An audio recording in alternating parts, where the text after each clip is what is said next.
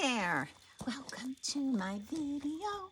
Welcome to my video on this beautiful Friday in October. Okay, well, do you remember the video that I made probably a year ago where I encouraged all of you to dance it up? You know, dance it up in your kitchen, dance it up when nobody's watching, or even if people are watching, dance it up and have a great time.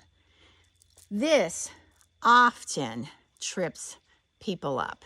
Like in the time of grieving and loss in their lives, they don't want to have fun. You know, it feels really yucky. They feel guilty if they go out and have a good time. Well, you probably know what I'm about to say. You need to have those moments of wild abandon.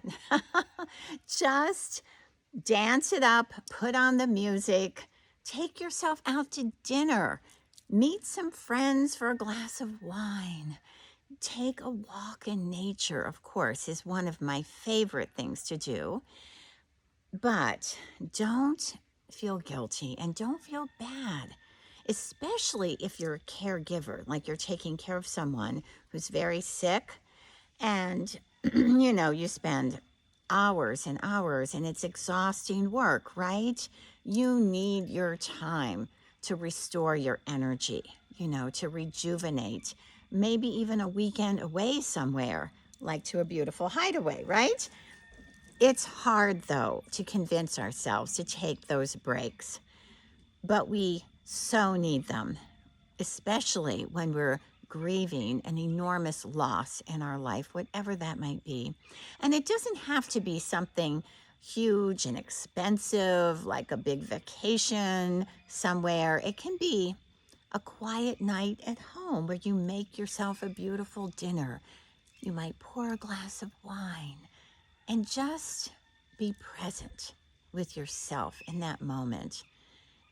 And if you start to get flooded with memories of what it was like when you had dinner with that person you lost, or you start to go down that rabbit hole of like, oh no, I'm going to be alone forever. I'm never going to have dinner with somebody else ever again in my life. Then I recommend you just take a pause. Just take a pause and breathe. Maybe close your eyes for a moment. Maybe put on some soft music and give yourself time to have those memories, you know, greet those memories, and then let them move on at their own speed. So in other words, what I'm recommending, and I know you've heard me say this before too, is don't try to fight them. You know, the more that you fight and push those memories away that sometimes feel really crippling and you start to cry and you just, oh, everything's starting to fall apart again, right? The more you push them away, the more they're going to invade your space and really make you feel much and much worse. So I recommend, first of all, find those moments for yourself, whatever it might look like. You take yourself out on a date, okay? Go out to a movie, you know, and it could be with another person or a group of people, or it could be all by yourself. And just honor the person that you lost by taking care of yourself. It's so important. All right, so I might dance it up in front of this hideaway.